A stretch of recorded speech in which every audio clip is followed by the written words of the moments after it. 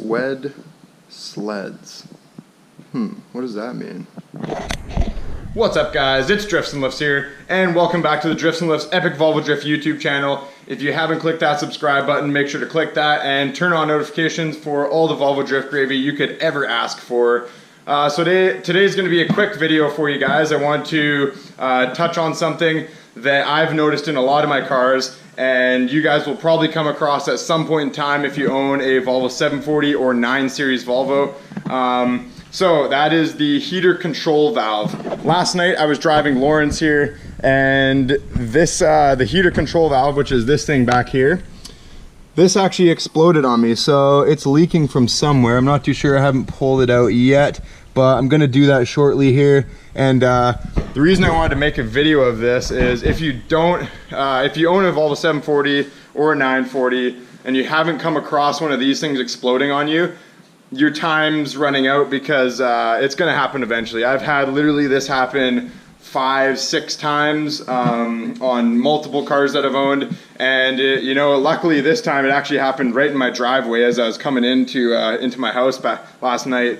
But the thing is, you know, if it happens out on the highway somewhere, it can be a pretty big pain in the ass, because you got to find a replacement part and do like a roadside repair. So I figured I'd just kind of go over this and what I do to fix this problem. What I'm actually going to do right now is delete it.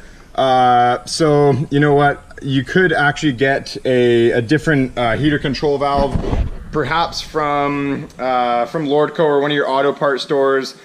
You're probably going to want to get a metal one. Now, the reason these blow up all the time is because they're made out of plastic, and obviously high heat, high pressure. I don't know why they made these out of plastic. That was a silly idea on Volvo's part. But like I said, I've had them fail so many times. I figured I'd touch base on this so you guys know what you're going to be expecting eventually. So what I'm going to do here is remove this. So basically, if you look, there's one hose going from the head underneath the intake manifold right by the PCV box down in this runner here.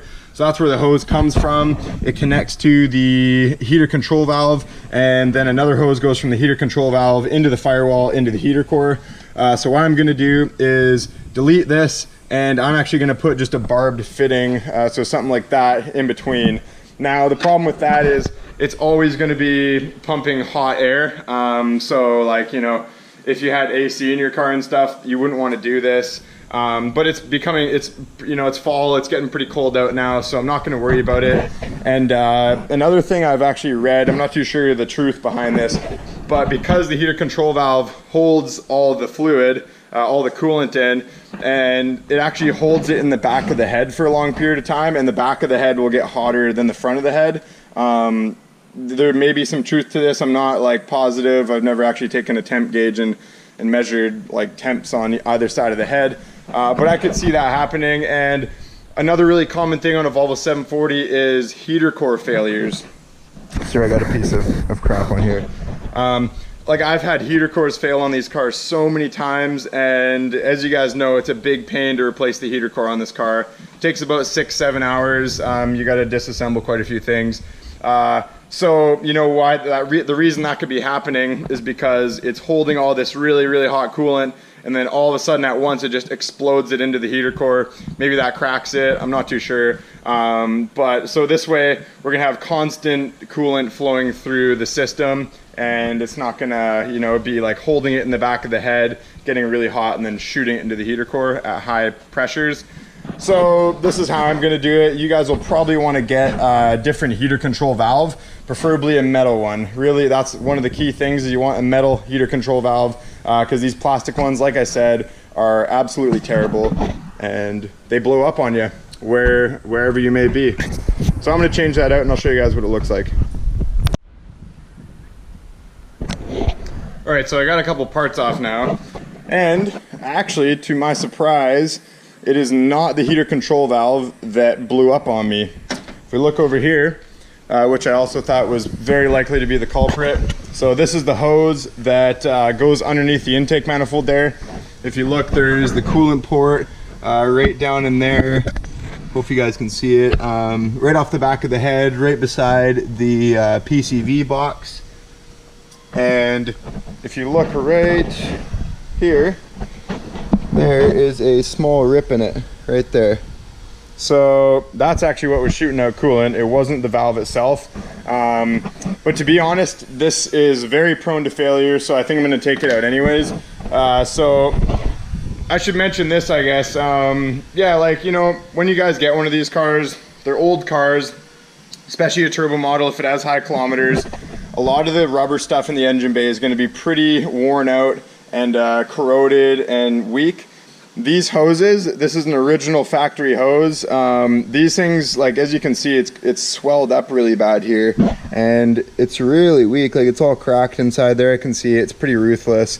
So it's good to just replace these. I mean, you can do preventative maintenance. Some people are into that kind of thing, but you know, some people will just wait until it blows up on the side of the road and then fix it that way. Whatever floats your boat. It's not me who has to do the roadside repair, but you know, it's a good idea to replace all this stuff before, you know, you're stranded on the side of the road needing a coolant hose, calling a buddy, bro, help me out, my shitty Volvo broke down on me again, you know what I'm saying? So yeah, I'm gonna replace this, and actually, instead of running the heater control valve, I'm just gonna run a long hose all the way up to the firewall port. So instead of having like a hose connector, I'm just gonna do one long hose, and that should solve my problem. So that's what I'm gonna do right now. I'll show you guys what it looks like after. While I'm at it, I guess I should mention this too. I'm looking at Lawrence's Pcv system, and this thing is cruddy. So I'm gonna have to do some cleaning of the PCV box. I'll do that in another video. That's a very common thing for the 740s and 940s and the 240s, anything with a red block motor in it. I'll do that in another video, but I just want to mention that yeah, it looks like Lawrence is going to need some PCV work.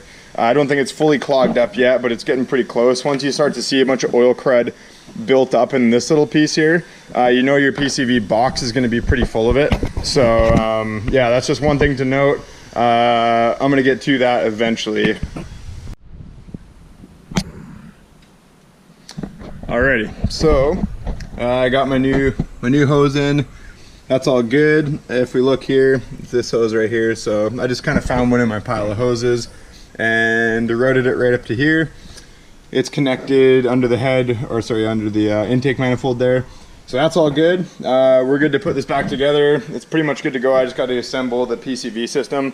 So in a later video, I'm going to be showing you guys how to clean this.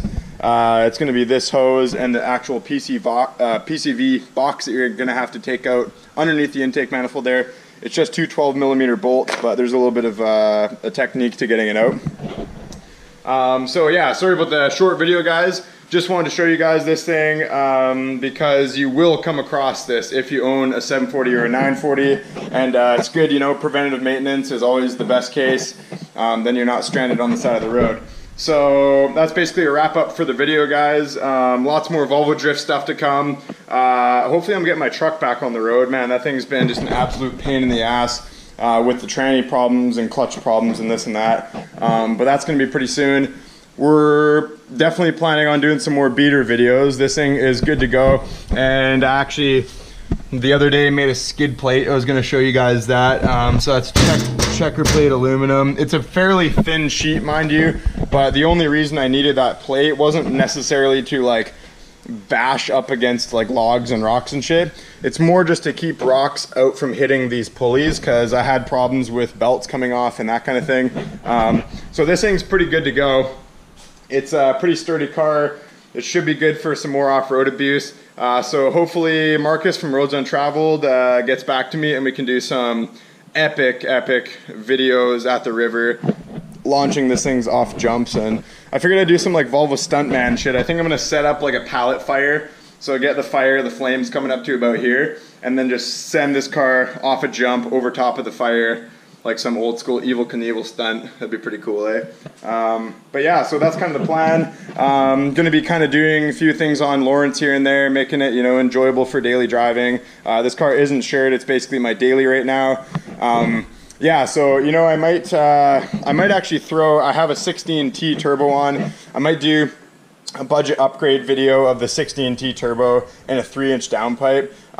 Like I said, I might try the K-cam out in this thing because right now it has an IPD turbo cam, and maybe we could actually get it on a dyno and like compare the two. That would be pretty cool. Hopefully Dan will let me do that at Post Haste Performance.